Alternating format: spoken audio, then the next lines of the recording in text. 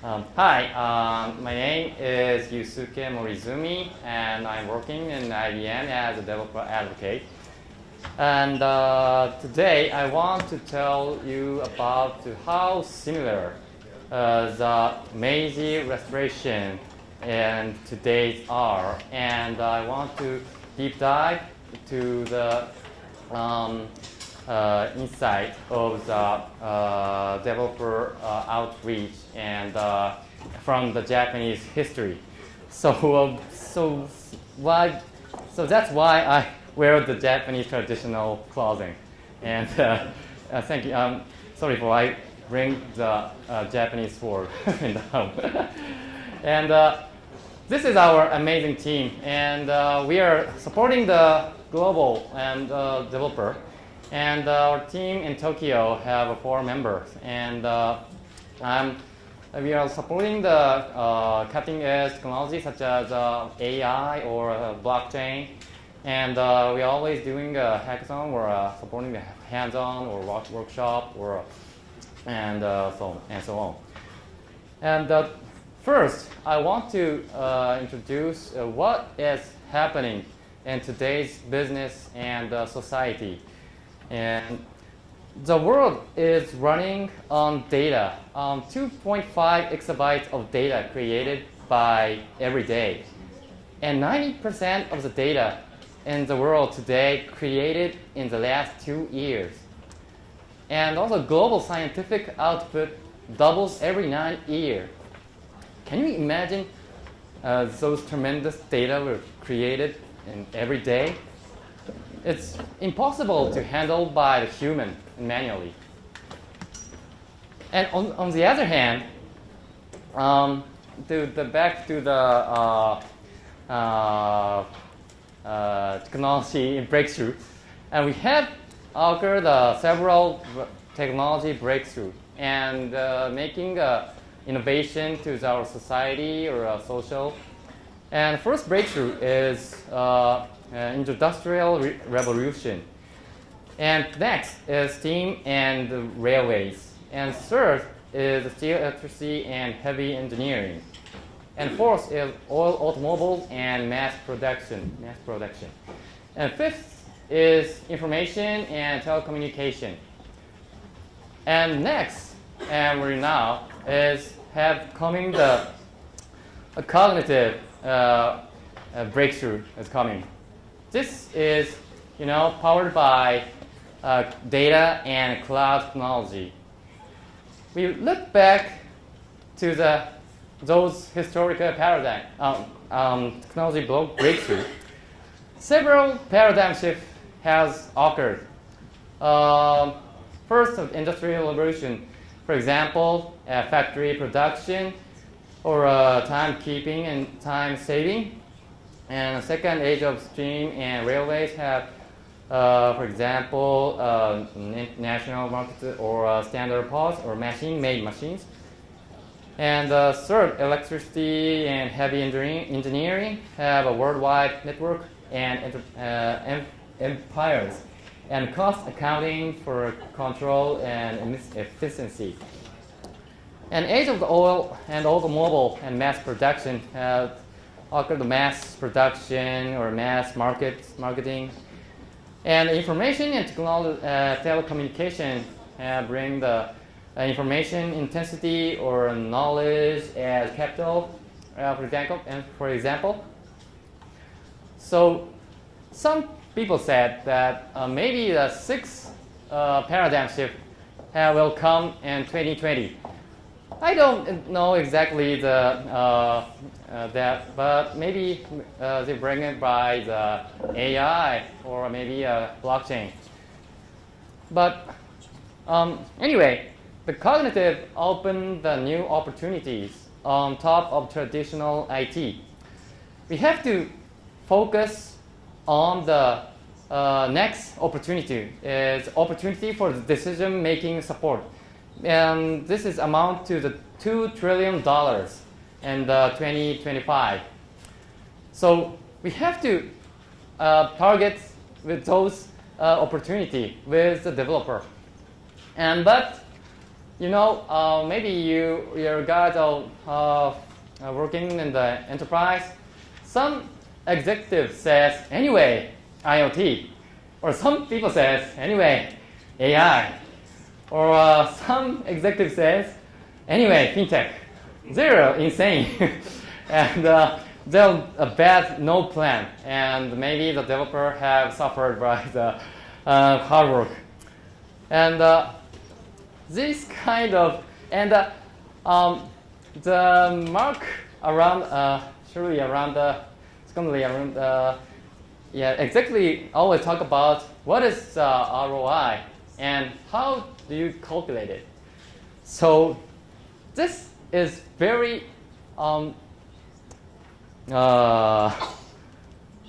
this is a very important issue about to approach to those new opportunity and the $2 trillion. It is, we have to fight to these kind of executive or this kind of economy's culture. So I want to show the very famous word. The culture eats strategy for breakfast. This word is mentioned by the Peter Drucker. And this word also shows everything about what's happened in the enterprise or system integration business, or especially in Japan. And so this is why, because the Japanese company don't not so proceed the new technology or AI or that kind of cutting-edge technology. So we have to fight to transform those culture in these days. To think about what can we do, how can we transform, and we got a knowledge, and I think we have a knowledge from looking back to the Meiji Restoration. And I want to tell you shortly what is the Meiji Restoration is. The Meiji Restoration is, as you know, as Meiji Ishin in the Japanese.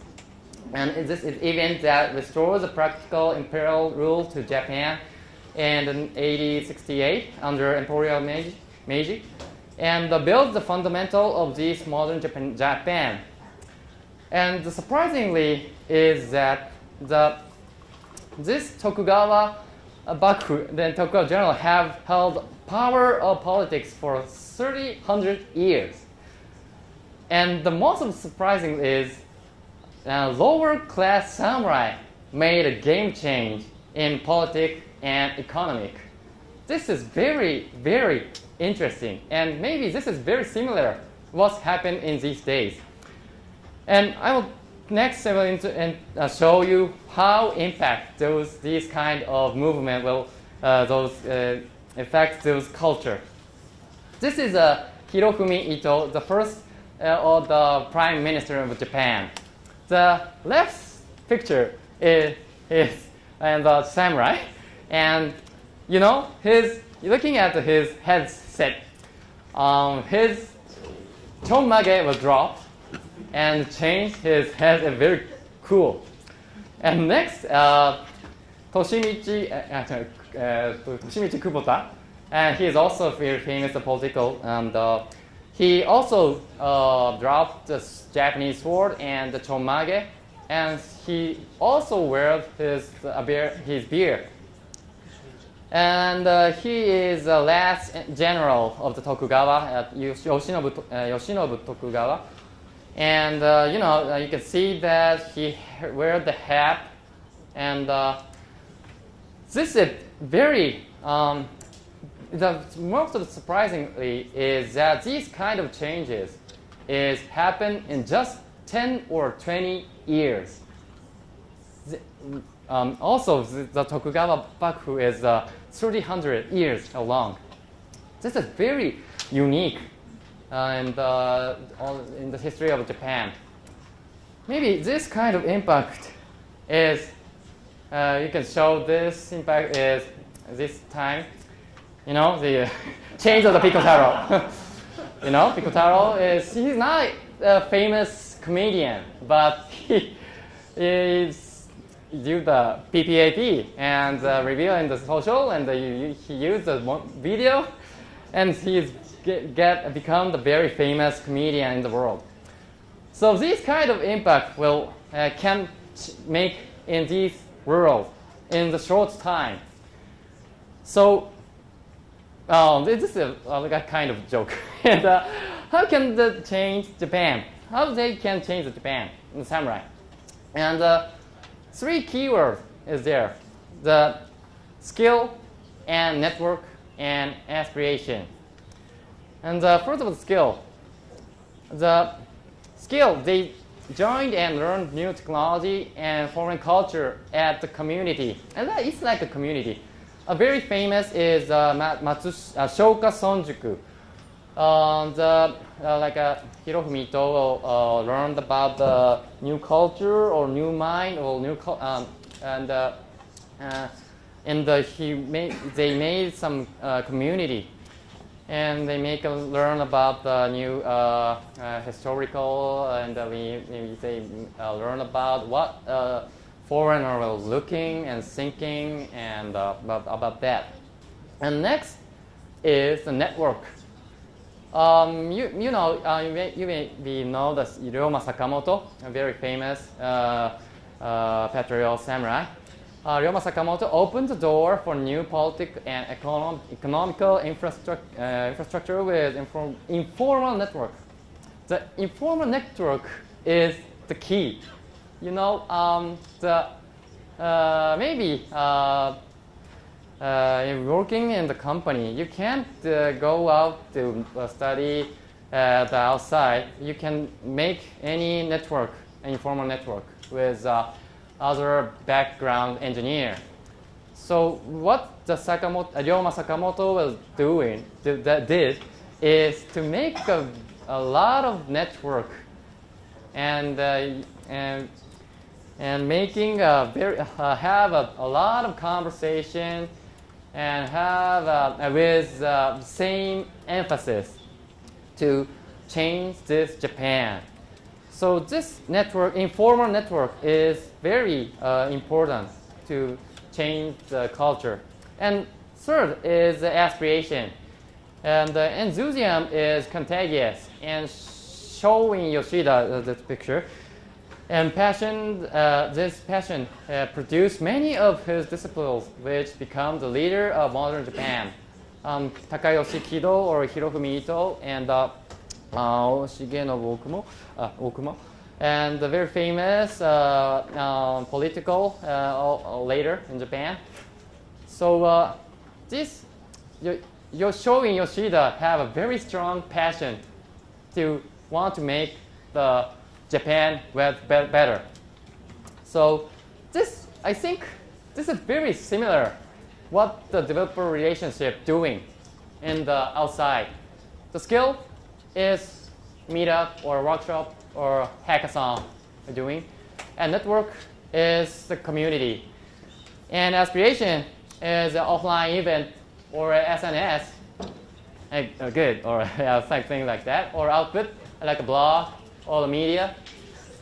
This kind of activity is very important to these days to make outreach to the new era, to using AI or using a lot of data. So I think the developer could be a game changer. And this example is the journey of creating and think about the new services or new software, and collecting the information, analysis, and process and action. And now we just think about the structured data, and make some report or web user interface, and just only to engagement of people. But from now on, there are a lot of the tremendous data will become like a social media or a video or IoT sensor or images. And also we have to analyze the emotion. And also we have to make a process to the graph or maybe sometimes make a voice or a chatbot, and engagement with the people who use it, and sometimes maybe connect with the robot. These kind of the changes will come, and the developer have to cover those areas, and maybe the developer have to say, not only the developer can design, and the developer have to design with the LOB, and developer can design how to use these key technology. For example, the API, or a data, or analysis, or that's kind of cutting-edge technology. So the developer is very important to the next era of the thinking about the business. So the developer relation have to support them and to make with a new business of those kind of the developer. And one more thing, I want to show you the example. Only the combinatorial explosion can catch up the speed of Moore's law. I know today's technologies align with Moore's law and this blue line, but the society and organization can't catch up this kind of speed and cannot understand how to use and why is useful. So what is important is to make a combinatorial explosion. What is that is we have to talk and make an information exchange with a different background engineer or a LOB or a business side or executive sometimes. These kind of activity can catch up and those exponential growth. So our developer outreach activity have a mission to make those kind of catch up the speed to exponential growth. So this is my last message in this our slide. So we have to make the developer to go outside. I always talking about that Dappan Rishi. It's not a negative meaning. It's positive. It means that to go outside and make a exchange, make a conversation with a different culture or different company or different background technology, and sometimes have to talk about LOB and make a movement with developers like Meiji Restoration and with the developer. Developer we can make some movement, and those movements can change the culture of the only way to make a change of the culture about these kind of the powerful organization power. And this kind of developer outreach activity can only make a new chapter of the developer. This is my end of the slide. Thank you for your listening.